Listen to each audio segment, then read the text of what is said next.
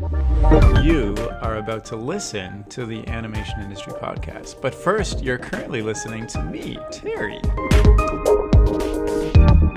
This episode is with Karen Disher, who is the first female director and story artist at Blue Sky Studios, where she worked on Robots, Ice Age, Dawn of the Dinosaurs, and Ferdinand. Currently, she is the creative director in development at Spire, where she's working on their brand new feature film. And in our chat, she's going to share how she got her start, what she's learned about story along the way, and where to find the confidence to build your own career path. But first, this episode is sponsored by Snowlands, a brand new full-color graphic novel series for animal fantasy fans featuring snow leopards and Arctic wolves on a wild adventure through a snow-covered mountain range. Shifty lynxes, secret monkey tribes, singing palace cats, and a cult of sheep are just a few of what the heroes of Snowlands run into on their journey. This is the perfect story for readers who love Aaron Hunter's Warriors or Tui T. Sutherland's Wings of Fire series, and this premium hardcover book is only $19.99, and since it was created by Moore Miraz, the guy behind the animation training website Bloop Animation, you can now get $25 in credit to any Bloop Animation course when you buy the book. So if you're thinking about getting any of their courses, like their Character Animator course, or Toon Boom course, or Dragon Frame course, just get this book first and you can get a $25 credit. It's kind of like getting the book for free. So to get this deal, go to www.bloopanimation.com/Terry. That's bloopanimation.com/myname, Terry. And I've included a link to this in the description of this chat, so please go check them out. And now, without further ado, let's dive in. Hi, Karen. Right. How are you doing today? Hello. I am good today. How are you? I'm good. It's great to meet you. You know, I think we both have sunny afternoons on both of our ends, it looks like. So maybe we should make this interview short and just go out for a walk. Perfect. Yeah. Okay. So Spire, I've talked to a couple of people from Spire and I always hear amazing things. What are some things you're working on lately that you'd like to share? Well, the one that I'm working on right now, which I'm very excited about, is a movie called Trouble. And actually, when Brad Lewis, who founded Spire, pitched this idea to me, this was a huge reason of why I even joined the team, because it's a movie about, it's got a great premise. What if you actually went to a place called Trouble when you got into trouble? And I think everyone on this planet has gotten into trouble at some point or another. I certainly got into my share of trouble as a kid. And, so that was a cool concept. It was just a no-brainer on that level. But then when you mentioned that Danny McBride was going to be involved as well, that clinched it for me because I just love him anyway. I loved Eastbound and Down. He's hilarious. It's a great sense of humor. And so for me, joining Spire was about trouble, but it was also about Brad and PJ. I had met Brad a few years before when I was still working at Blue Sky. And he just had a really good energy about him. And I just kind of liked his vibe. And, so I was excited to get the chance to work with him and on this project. Yeah. As well as to have a hand in continuing the studio forward and building it from the ground up. What is it? Okay. So, you have a pretty illustrious career, starting from the Spike and Mike Festival, which I had on this podcast as well, all the way to Blue Sky and Ice Age and all that fun stuff. And now we're Inspire. Is there a turning point that you experience when you're like working really hard to like make it and do a good job to then getting noticed and asked to come on cool projects like these? That's an interesting question. A turning point. I guess I haven't been conscious of a turning point. I think there's always going to be those cruxes in your career, right? There's always going to be those moments of decision. Like, okay, something is coming to a close. How do I move forward next? And, there was just something about Spire on a very gut level for me. That's the best way to describe it. It was a gut feeling because once Blue Sky ended and I was talking to a bunch of different people, I was talking to friends at Disney, I was talking to Baobab, I was talking to Blur and Netflix and just a lot of people. And I wasn't sure what I wanted to do. And then I talked to Brad, he pitched me Trouble. Yeah. And it was a gut feeling and it was different. and it was a startup, and it was small and a different kind of job. And it just was like cool. And I don't know how to explain it other than that's so interesting. I think because like I have a hard time listening to my gut sometimes when I'm faced with multiple options. And you mentioned Disney, for instance. If you went there, it could have been much more. They're clearly established for like 100 years. Well, not 100 years, but like a long time. It's a huge company. There's a certain security that comes with that, and your projects are going to be like huge. Right. But you went with this gut feeling.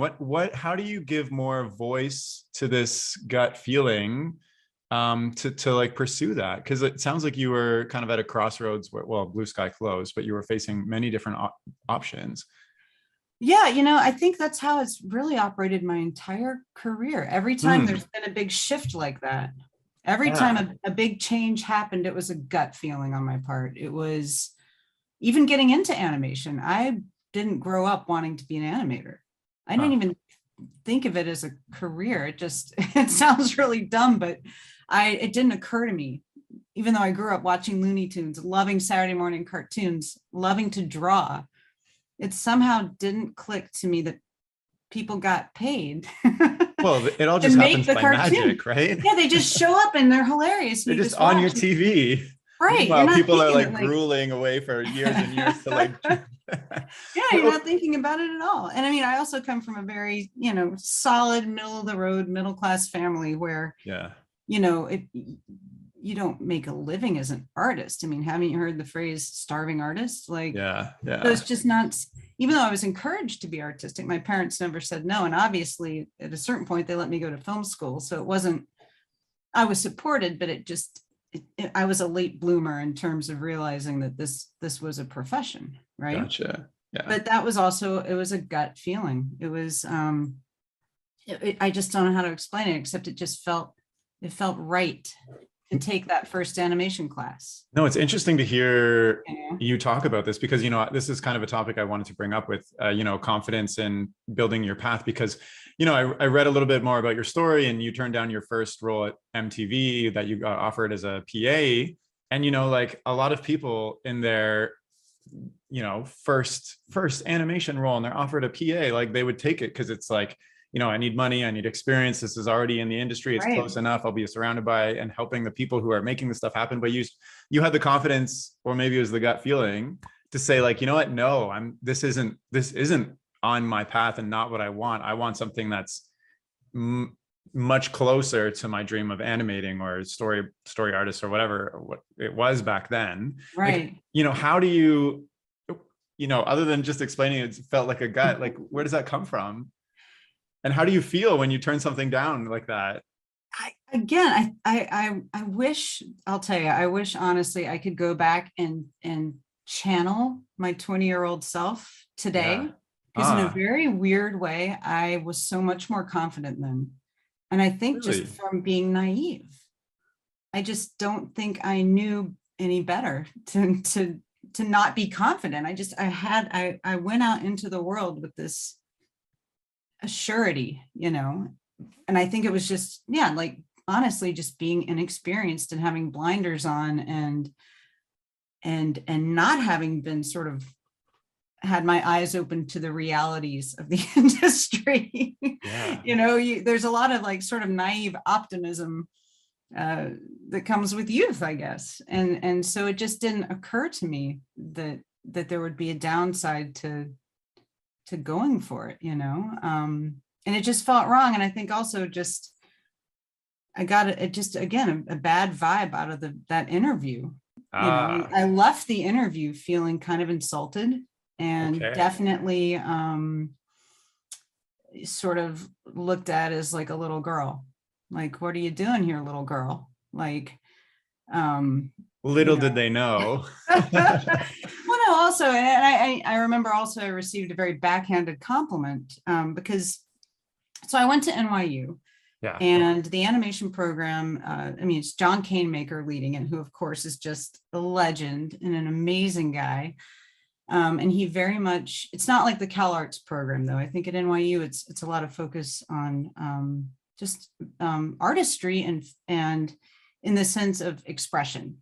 It's not a program necessarily tailored, at least back then, so much to like in a way that CalArts is like, here's your portfolio and here's how to go get a job and here's all the connections. It was about being a filmmaker, and here's how to create a film. And it can be paint on glass, it could be stop motion, it could be traditional 2D, whatever, but it was about creating a film and expressing yourself, which was really cool.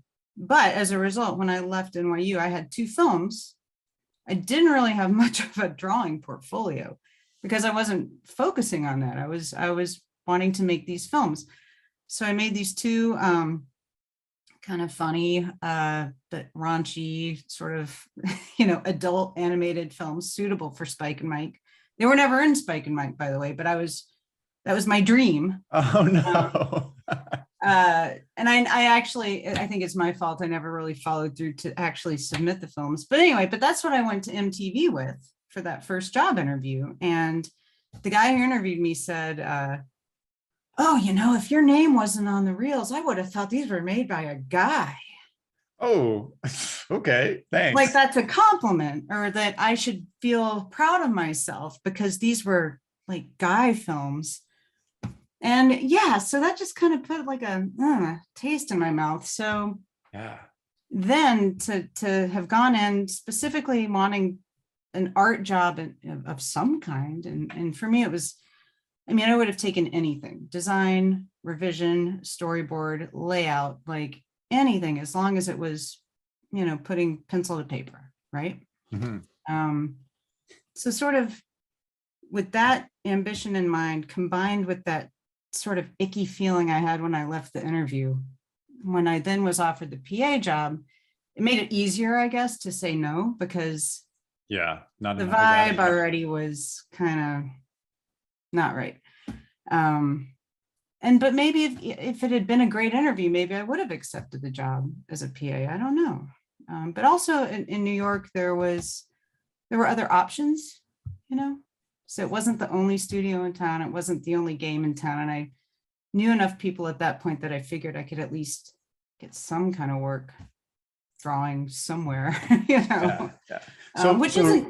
Yeah. Sorry, go ahead. I was going to say, so your original goal was just to get in. It wasn't like, I'm going to become a designer, I'm going to become a storyboard artist. It was like, I made some cool films, I had fun, and I'll take whatever opportunity that exists that is along this path of making films. Right.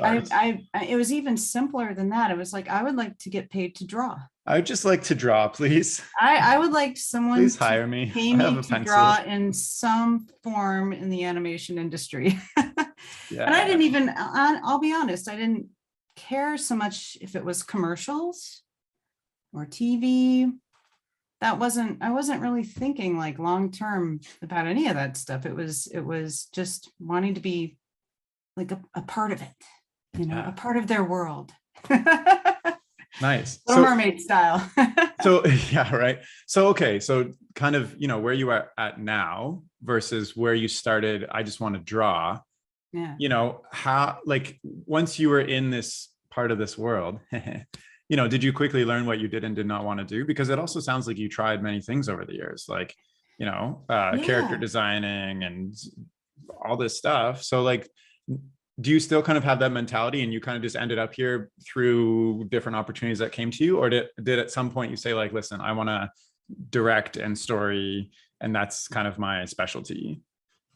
Yeah, it became more clear for sure. Those first few years at MTV, I was just so happy to be there. I was just pinching myself every day that it actually happened, that they're paying me to draw, and not just anything, but God, on Beavis and Butthead. I was like already a huge fan of the show, like in college. So then to actually be able to sit there and work on the crew and work on it every day was it was a dream. The people were so amazing. Everyone on the crew was it was this great mix of very young people like me and then more senior people. But even the most senior people were so kind and generous and such great mentors to the younger kids. Like, there was none of that snobbery. Oh, you young kids don't know what you're doing. There was this great mutual respect. and I feel like I learned so much in those first few years at MTV, more than I ever have since, like, and just absorbing and learning. But yeah, I think for me, writing has always been important, and just storytelling, and I love characters, and so it wasn't about trying to like climb the ladder and like, oh, I'm so ambitious or anything like that. But getting into directing really began, when Daria started, and I had storyboarded the pilot, which Yvette Kaplan had directed. Yvette was the supervising director on Beavis and the animation director for the Beavis movie. And she was a big mentor of mine and just amazing. So she directed the Daria pilot and I storyboarded it. And then when the show got greenlit, our producer, Susie Lewis, had said, oh, well, since you designed the characters, why don't you be the art director? And again, it was a gut feeling. Yeah. And I So you, thought you designed the characters, then you storyboarded. Yeah. Okay. Right. So I just, I designed the Daria characters, and then of course also, they're like, oh, sorry, random interjection. Did you? Yeah. I like read somewhere you won a competition to design the characters. Is that true?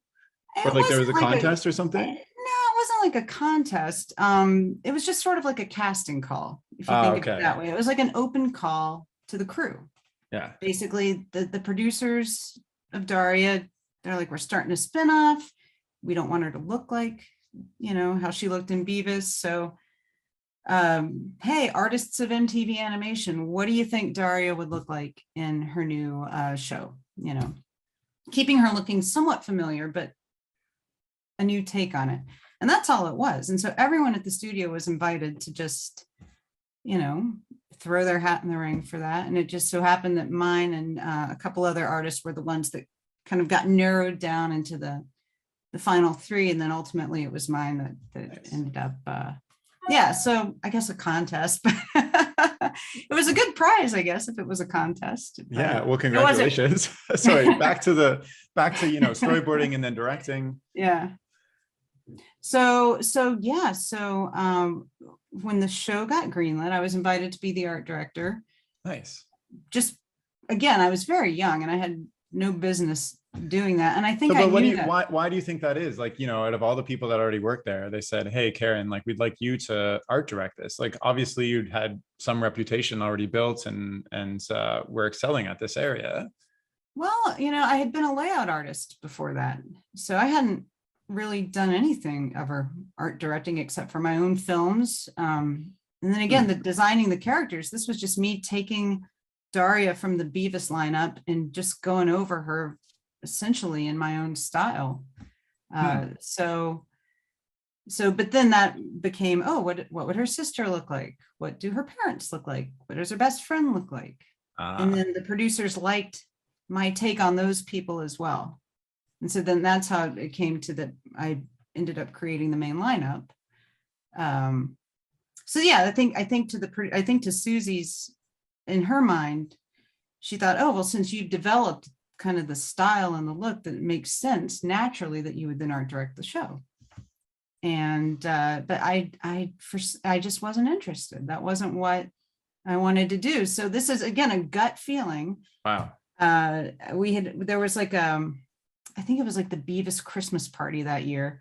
I don't know what it was, but I got up the nerve to approach Susie and I was like, and I said the classic cheesy line, what I really want to do is direct.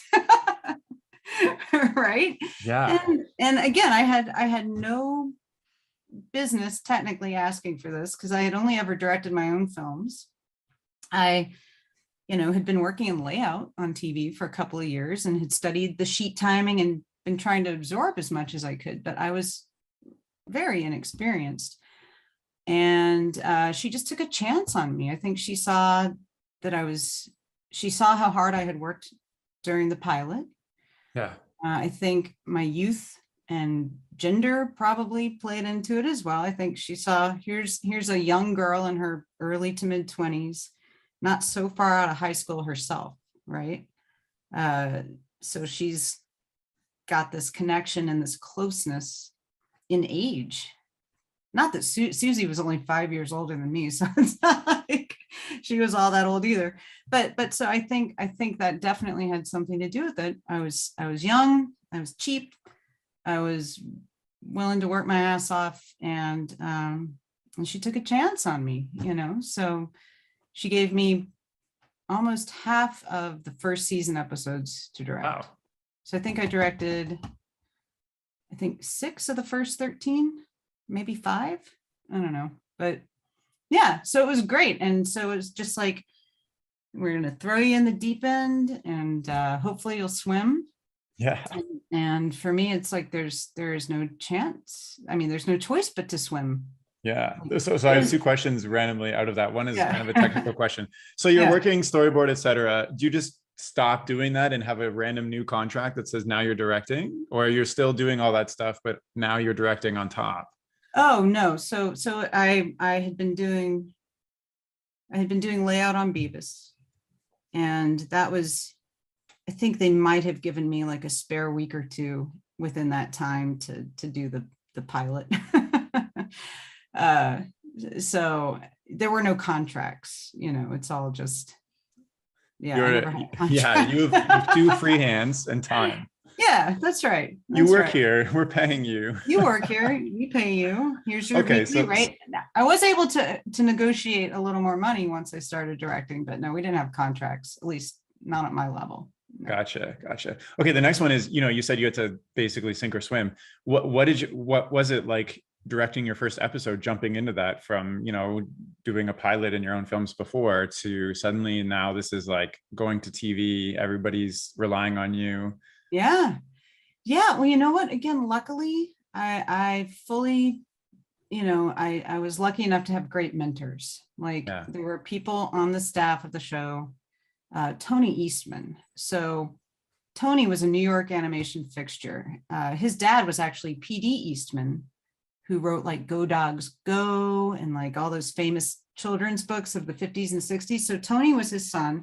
And Tony was like a 60s and 70s and 80s New York City animator legend. And so he was our consultant on Daria, sort of a storyboarding directing consultant. And so he really would come in and help guide the directors and the board artists.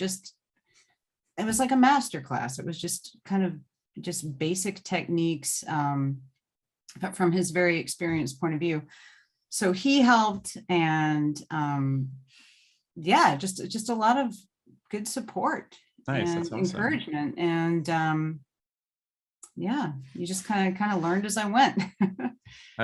That sounds like an amazing opportunity. It sounds like your gut kind of propelled you to take risks and chances in the environment you're in, and now you're here. So looking back, working on Ice Age, et cetera, and you said you've kind of lost a little bit of that naivety, confidence. I guess. I think it's interesting. I think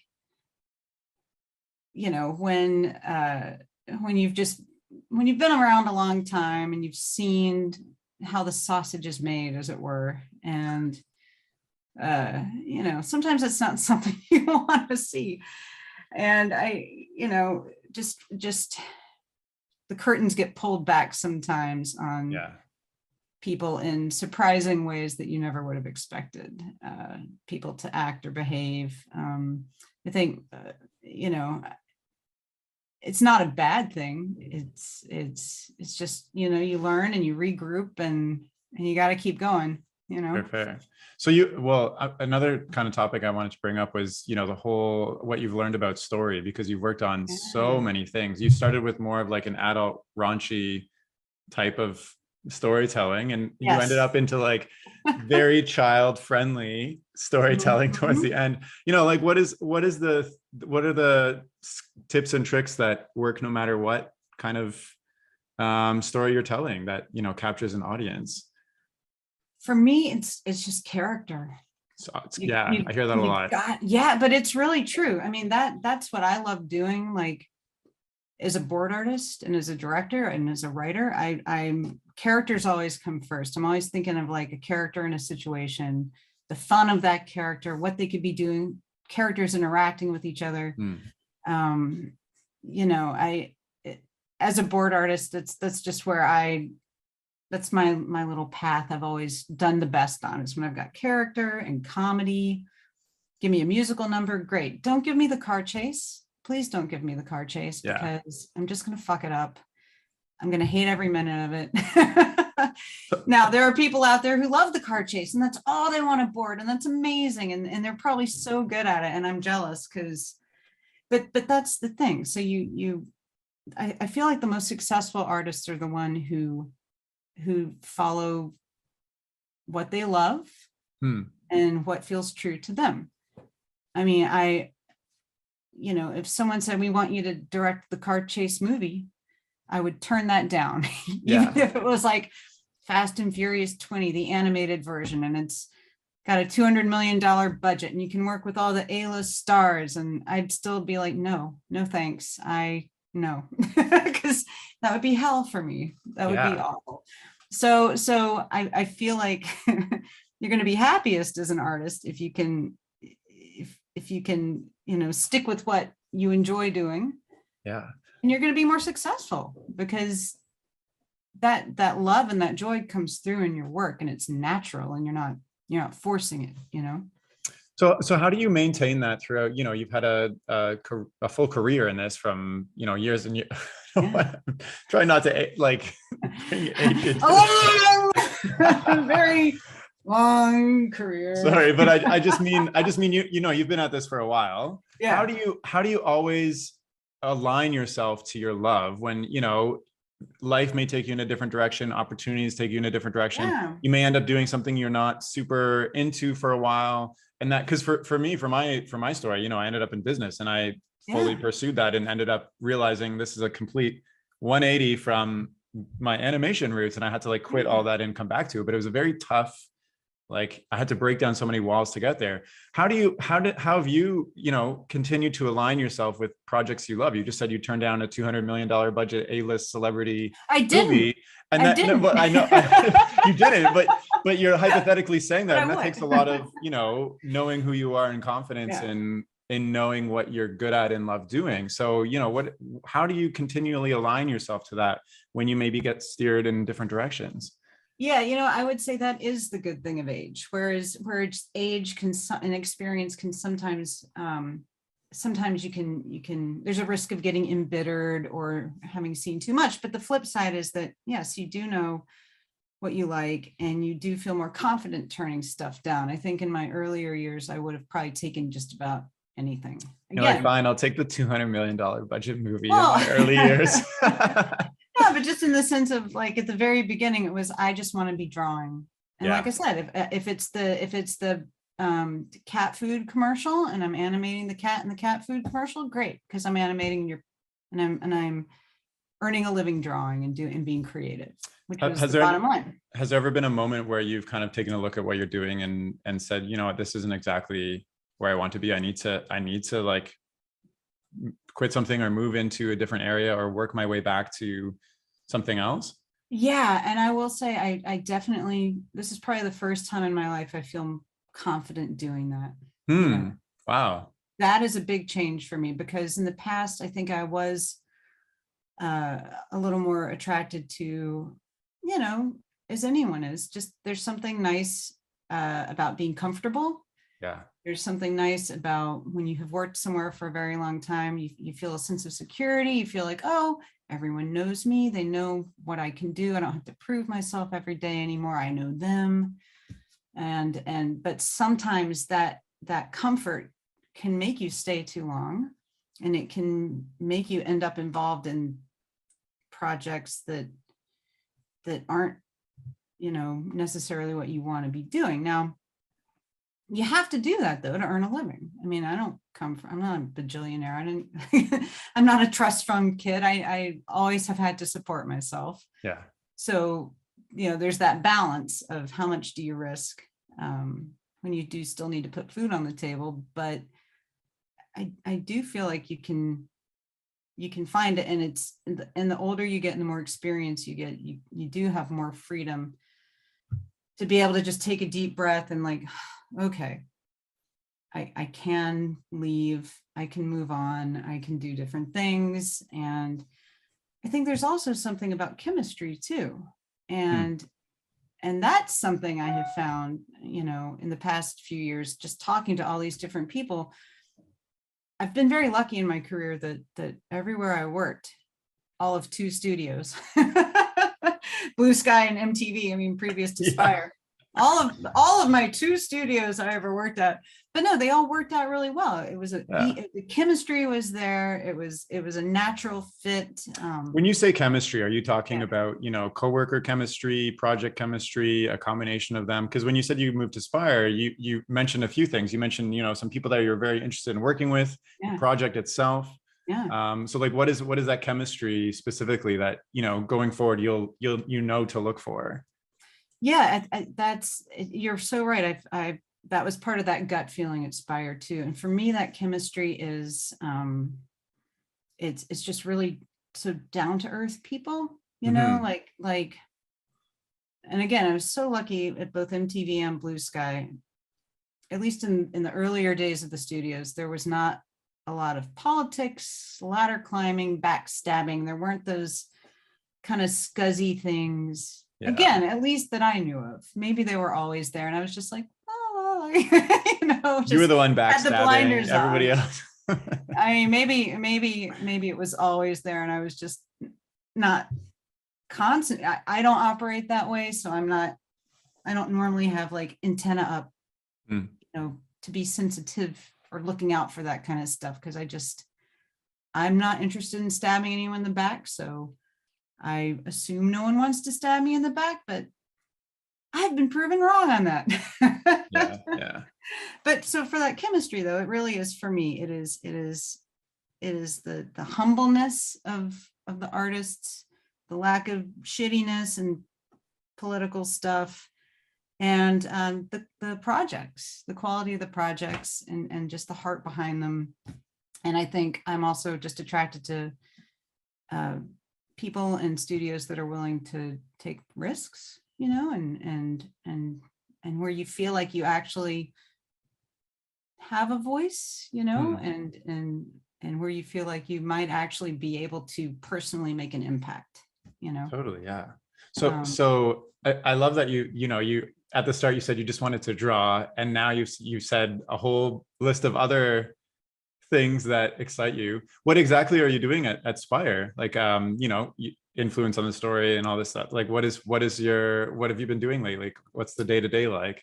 The day-to-day at Spire is, for all of us, is pretty much all hands on deck on trouble. I would say 90%. So that's the cool thing about a startup, you're rolling up your sleeves, you're doing a lot of different things. Right now, the big focus is on Trouble. It's going to be our first movie.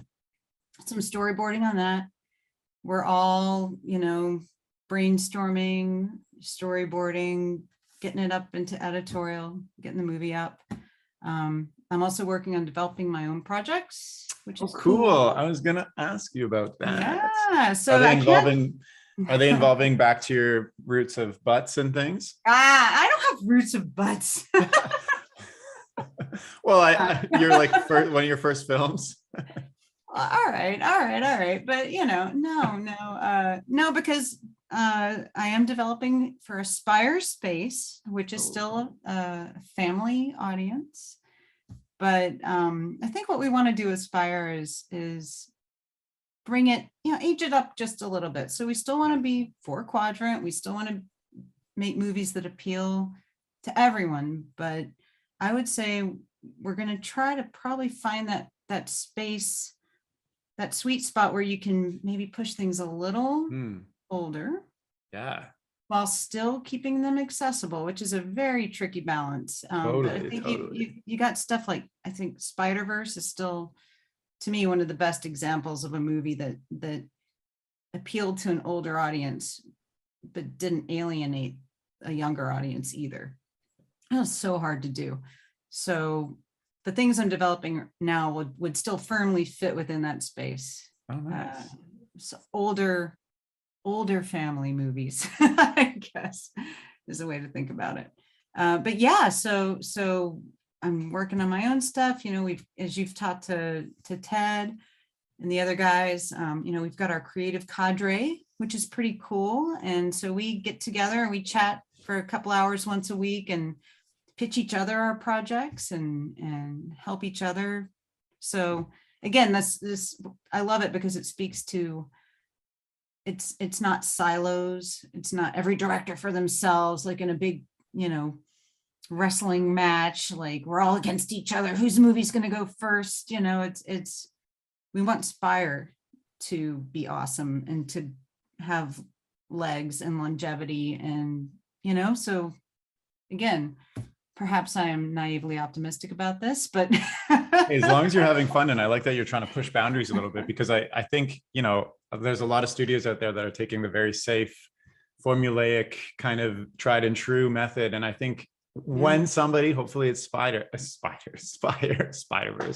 figures it out, I think there's a huge untapped market there, because you've got your films that are just for kids and they're watching it with their parents, etc. So I'm just wondering, throughout your career, and you've done so many different things. You've even voice acted and stuff like that. What are kind of the soft skills or maybe hard skills that you have always, had or worked on that have enabled you to propel yourself all the way to where you are now to work on these really cool, new exciting things? Yeah, let me think about that. It's, just going back to being a kid, I was a musician. I was a band person. I was in the marching band. I loved being in band, and proud band nerd. So, but what I feel like that experience was really formative in the sense of learning to work with a crew, right? Oh, that's so interesting. So I was in this giant, 350 kid Southern marching band. What was the instrument you played? I played trumpet. Trumpet. Yeah. I was section leader. I was section leader of I had 40 trumpets under my command. Wow. And I would put on my little gloves and count them off and drill sergeant. So I learned leadership through that, but also how to be part of a giant ensemble. You need every one of those 350 people playing correctly, making their marks on the field in the right order. Or the whole thing is, you can't do it with 10 people. You can't do it with one person. It takes that entire crew to make the magic, right? And, so I feel like working on an animation crew in a studio, for me, it feels the same. It's that same satisfaction, just that same wonderful feeling of we busted ass. We worked so hard. We sweat, and it was rough. And we spent 2 years on this thing, and hey, there it is on the screen. Yeah. And people love it, and it was worth it, so yeah. That was locked in from a real young age for me. That's such a cool analogy. I've never heard anybody say something like that before. But as soon as you said band, I was like, oh, this makes so much sense. Have you ever had a time where you have to keep your ego in check with what you want to do versus, what the team wants to do? Because I also feel I struggle with that, because I'm an independent animator artist, and all I do is my what I want, basically. Right. So then sometimes working in a team is tough, because I'm going to town on my shot, making it what I think is amazing, and then the director will come and be like, well, this doesn't quite fit with the rest of what we've got going on. So then I have to relearn and reconfigure my brain. Have you ever had to deal with that yourself? Sure. Yeah. There's always those frustrating moments. You sink a couple of months into a sequence. Maybe it's something even you wrote yourself, or this idea you had, and it's okay, go for it, follow it through, and you work on it a couple of months, and it gets cut completely. Or a studio note comes back, and they're like, well, half of this idea is okay, but we want you to layer an entirely new idea now on top of this thing. And it's hard. Yeah. At Blue Sky, I had a short in development for a long time, for years and years and years. And yeah, that was a very frustrating process, because I had such a clear idea of it in my mind at the beginning. And it just went through the cycle of executive notes, and the notes would come and the notes would make it different, but in my mind, not necessarily better.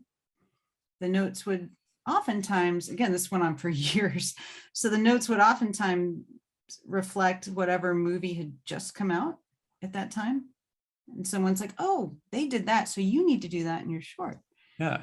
And so it is hard sometimes when you're like, okay, I know in order to get this thing made, I need to be a team player. I need to be respectful.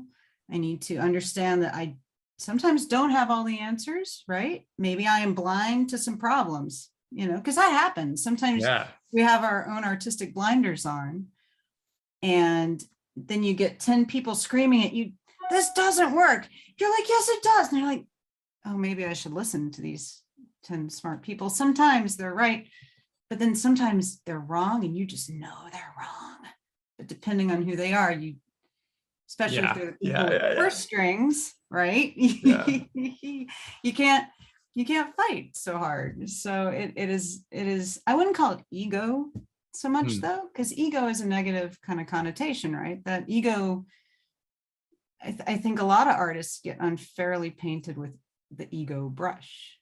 Is there a different word you'd associate with that, like, self artistic expression? Conviction, maybe conviction or confidence or vision, or it's a tricky thing to say, oh, that guy's just so egotistical because they've got a very solid and tight view of. So then how do you know when to fight for an idea versus accept an idea from an executive or somebody who has a lot of say? Or because you said, in order to get this made, I need to adjust, but sometimes you're right, and it's hard to, like, after the fact you can be like, see, I was right, but before the fact, you, other than a gut instinct, sometimes because also, the executives, they're looking at analytics and data and market research and stuff, so their facts and figures are proof in some sense of the past. And sometimes you're just wrong. Sometimes you as the artist and filmmaker are just completely wrong. And that happens. So I don't have a good answer for it, because I have watched people far more talented than myself flame out because they would get so upset at the notes, and it would just do them in, and that is so hard, because I think, again, it just comes down to that chemistry. And if you are lucky enough to find executives who get you, right? And that is luck. That is just purely luck. That is not sticking around in the wrong place for too long. Yeah. I think there is an executive artist pairing for everyone out there. I think it's just like a love relationship, right? Like sometimes you date the wrong person, and it doesn't mean you suck or they suck. You just are not a good match. So you're saying, like, try to find a good match where, they're pushing you in the right direction, and maybe you push them in the right direction as well. And, together the compromises make sense and make it better, not the compromises are one-sided and it's not really better. Yeah. So there's a mutual respect. Maybe one of my last questions. At Spire, you're trying to push the boundaries a little bit with the filmmaking you're doing. How do you bring judgment into that when pushing the boundaries is something completely new? You might look and say, oh, well, films with ice queens have been popular in the past, so we should do that. Or films with, I don't know, giant squids aren't done yet. Like, let's try. Like, how do you figure out what is you're pushing? Like. I think more of the giant squid for sure is the way to go. Great, I love giant squids. Yeah, I love giant squids too. You're right. There isn't. Oh, I gotta write these down. If I see Spire come out with a movie with giant squids, I'll call you up. Then you can be like, hire me, please. No. I think for me. So yes, you do have to be you have to be shrewd. We are running a business. We want to be successful. Nobody wants to make the same movie that's been done 1,000 times. So there is sort of a future looking eye for what hasn't been done. What have we not covered yet in this medium? There's millions of things that could still be explored. I think where I'm approaching it from is a personal point of view. And I think we're seeing that a lot of the studios these days, which is a wonderful way to look at it, because I think if you've got directors and filmmakers telling their personal stories, even if they're repackaged in more fantastical ways, it's there's an authenticity to it that I think is cool. And for me, just the idea of being able to tap on my own experiences and the things I love, things I loved from childhood, the books I like to read, the movies I like to watch then, the stuff that gives me like that warm, like, oh, like I loved that. Like I want to take that kind of a thing and what can we do with it that's new, So it's exciting. Yeah, I feel like I've got like I had this development in writing and creating muscle that has been kind of dormant for a couple of years, and it's starting to wake up again. I'm like, oh, and so now like I'll just wake up in the middle of the night and I'll go type something down. I've got it's too much now. I got too many ideas now. And so I need to stop and like, oh my goodness. I love actually that phase, pick though. one and like develop it, Yeah. It's like where anything is possible and ideas are just coming at you from every angle. That's amazing. Yeah. Yeah. That's the fun part. And then you actually have to make it work. And then, yeah. Yeah. Right. It's a little harder. Yeah. Maybe, oh, maybe as we're wrapping up, if somebody's listening to this and they're, they've followed your career, they love all the stuff you've worked on, you've worked on so many fantastic things over the years. And what would you tell them to, follow something similar to what you've done, or just, to stay passionate and find projects that you love to work on? Yeah, I really think it is just a matter of, again, it's that elusive confidence. It's that trust in your gut, and that is not an easily definable thing.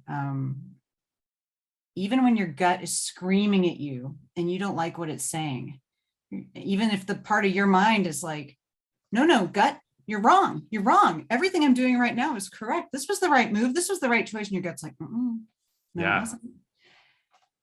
It'll all come out eventually. It will always pan out the way it's supposed to.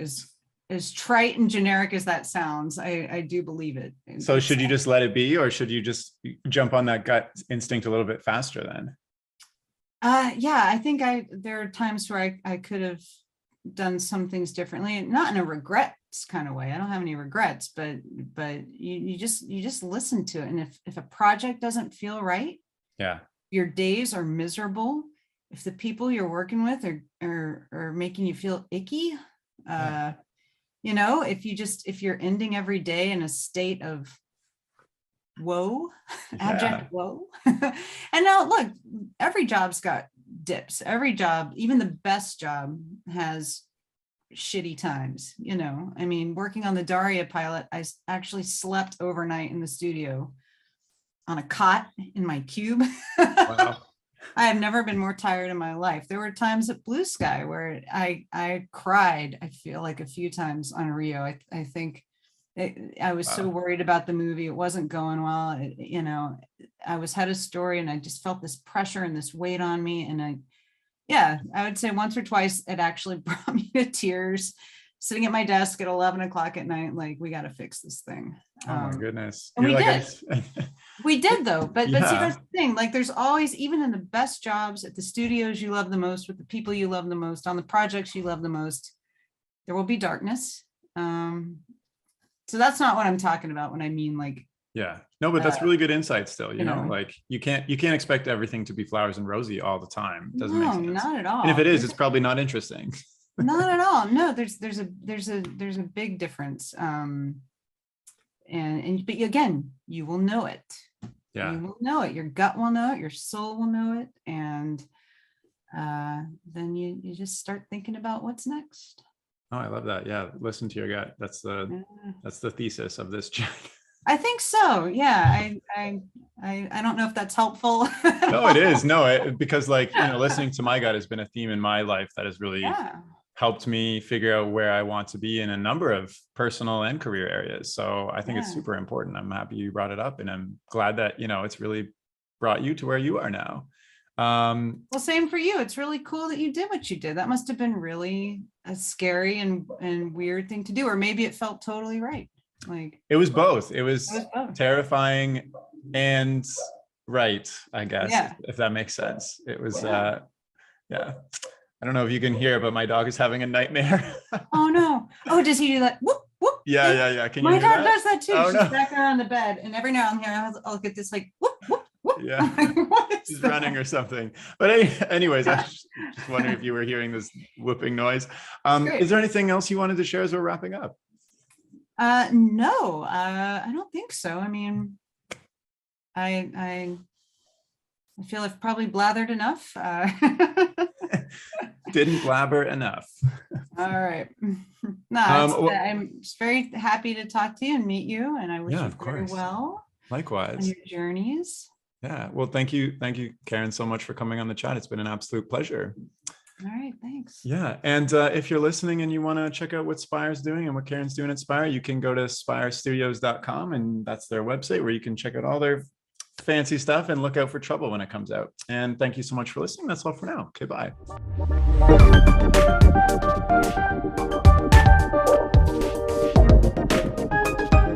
The music for this podcast was composed by Will Farmer and the graphics by Daniel Abensauer. I encourage you to look them up if you enjoyed their work.